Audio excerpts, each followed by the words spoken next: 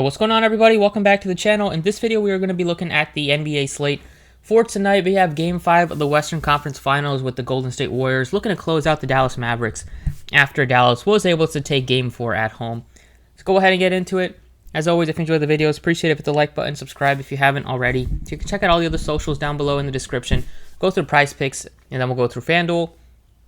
Going back to yesterday's game, I mean, that series has been a bit brutal to watch at times. I mean, the shooting has been awful.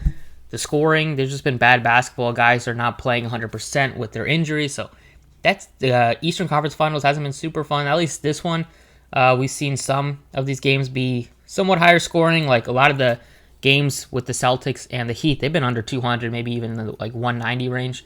A lot of those games.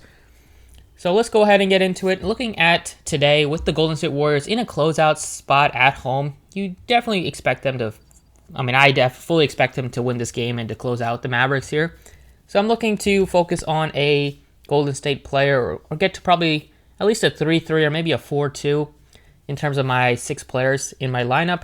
I'm starting with Steph Curry because today you're able to get to both Curry and Doncic if you play one of them at captain. You have some decent price tags on some of the values that we'll get to, but Curry only played 33 minutes. Steve Kerr didn't go to a lot of his starters in the fourth. In the previous game, the bench, like Kuminga, was a big spark for them, kind of got a lot of run and garbage time.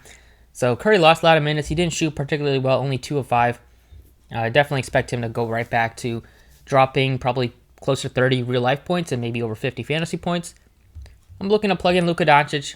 Last game, he dropped 70 fantasy points in a closeout spot. He took 26 shots, and I believe that was one of his worst lines in his closeout situation that he's dealt with. He always goes off in closeout games and must-win games.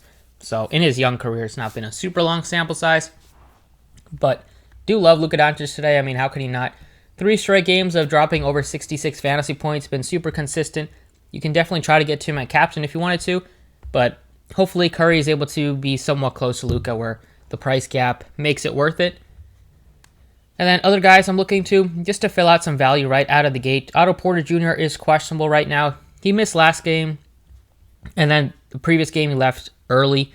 So Moses Moody is a guy that's benefited with the minutes. He got 22 minutes, some in garbage time, but he got 16 the previous game.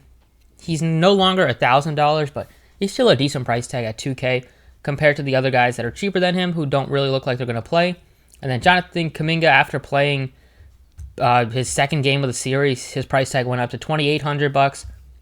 If Otto Porter plays, then you're not going to be looking at Kuminga. He didn't even play in the game that Otto Porter got hurt in, so it seemed like he was more of a part of the game plan once things weren't going the Warriors' way, and it looked like they were going to be looking at a Game 5.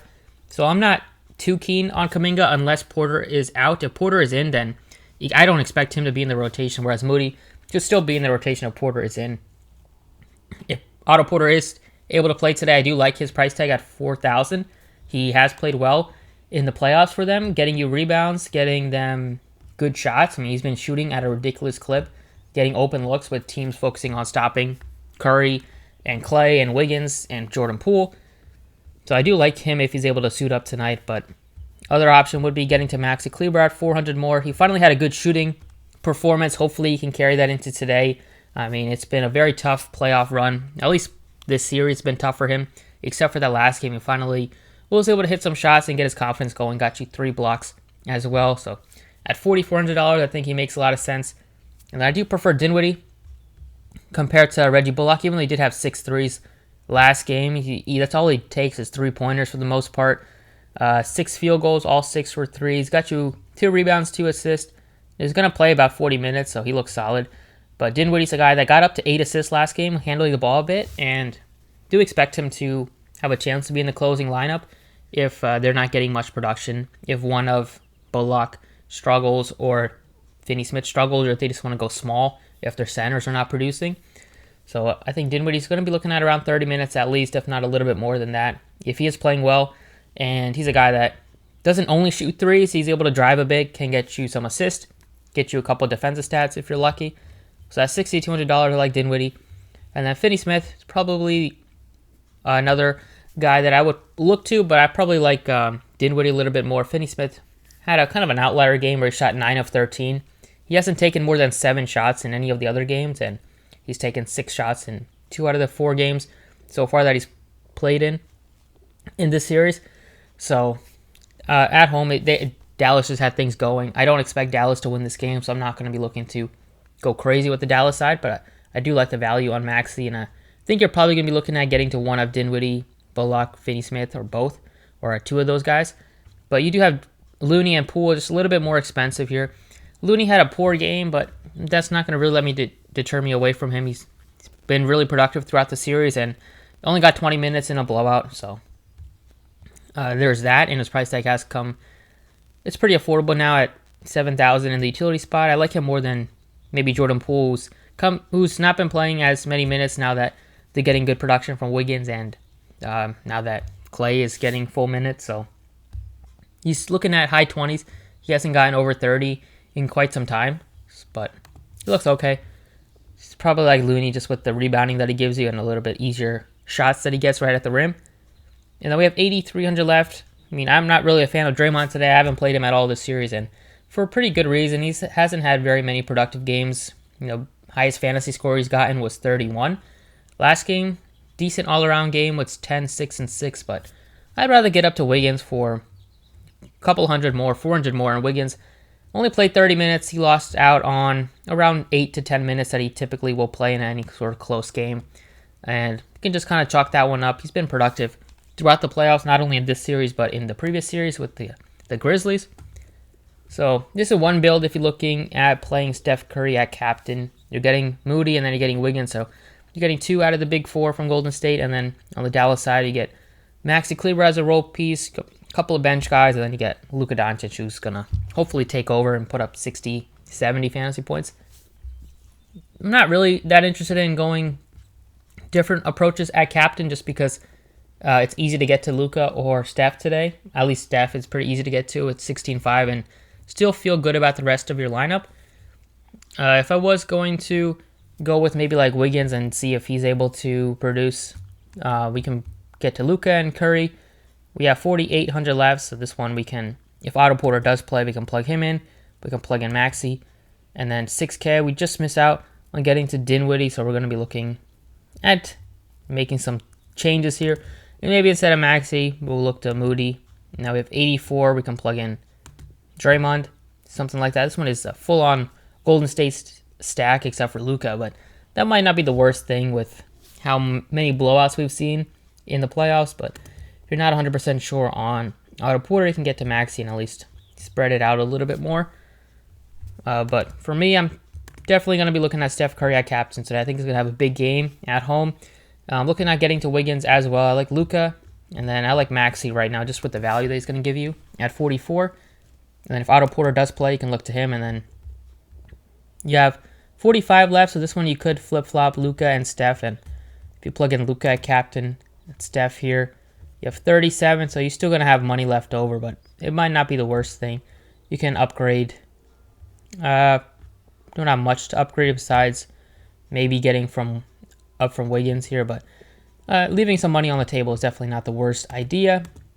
But I'll probably still have Steph Curry just with how things looked originally. Curry and then Doncic, Wiggins, and Kleber are the four guys that I think you probably start your lineup with. I mean, you can still make some other changes and make a lot of lineups if you play multiple entries, but that's what I got for Draftkings. Let's talk through Prizepicks now. So over on Prizepicks, I got 4 props here like usual. These, out of the 4, I got 3 Golden State props.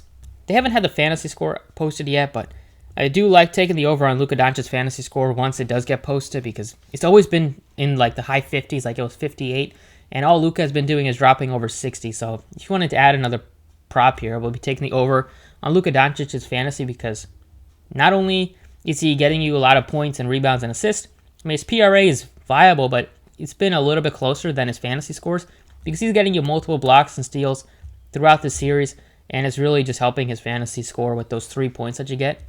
So that'll be the prop I play for Luka today.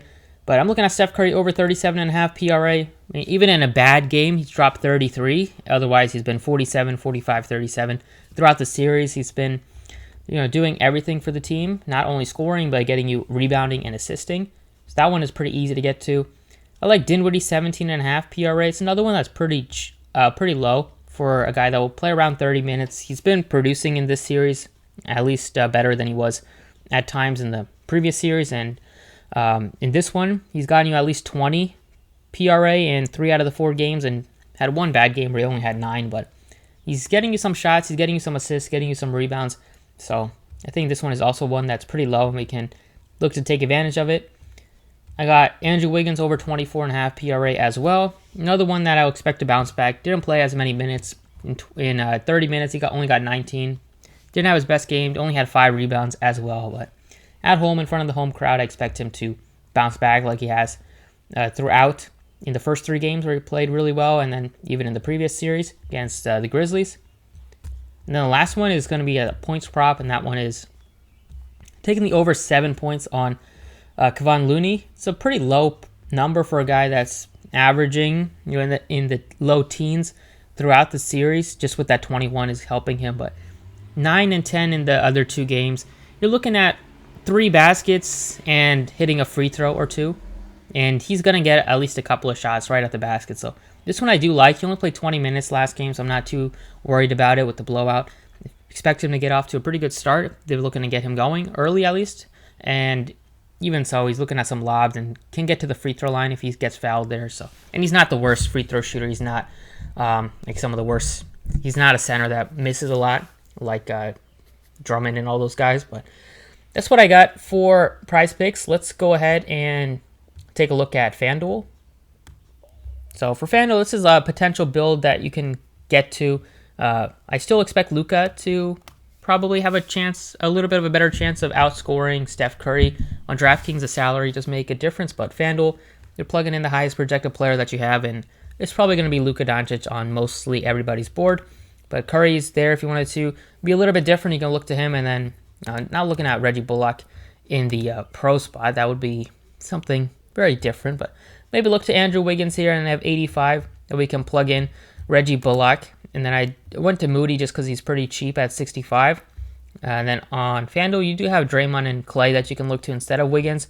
You look to save some more money there. Draftkings are all pretty similarly priced. But if Otto Porter does happen to play, I like him. I like his price tag a lot at only 75. And now we have another $1,000 to probably be able to go down from Wiggins a bit. Maybe get to like Klay Thompson here at 12K. Hope that he has a similar game to Wiggins. And now we have 2K left.